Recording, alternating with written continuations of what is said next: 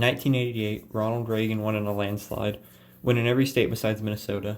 This election cemented Reaganomics and the rise of modern conservatism. This raises the question, what if the unthinkable happened? What if Walter Mondale managed to beat Ronald Reagan in 1984? Every video I make, I try to do a realistic scenario, but in this case, I don't see any realistic outcome in which Mondale wins in 1984.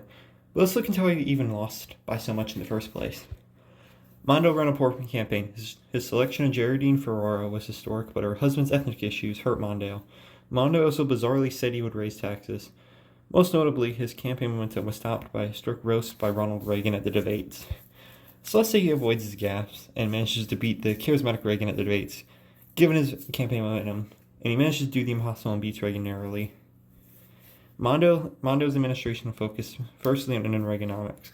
Reminder, Reaganomics was very popular until Reagan's second term. This would include raising taxes, which would be extremely unpopular.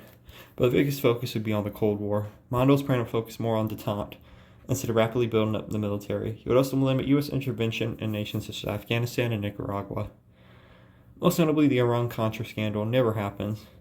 This would most notably mean more trust in our government, unlike in our world. Mondale would face many candidates in 1988 if he wins for re-election. Bob Dole will most likely be nominated. With the economy doing better and the Cold War nearing its end, I think Mondale wins by an okayish amount. Mondale's second term was markedly by the end of the Cold War, but otherwise, it's very hard and even impossible to predict in Mondale's second term, since so much has already changed. I can't really predict the 1992 election, since we changed so much. Would the Gulf War even happen? Would Mondale be popular? Would Ross Perot still rise up and manage to almost win double digits of the vote? Who would even be the Republican candidates? Who would be the Democrat candidates? My viewers can go decide on your own and make your own alternative in 1992.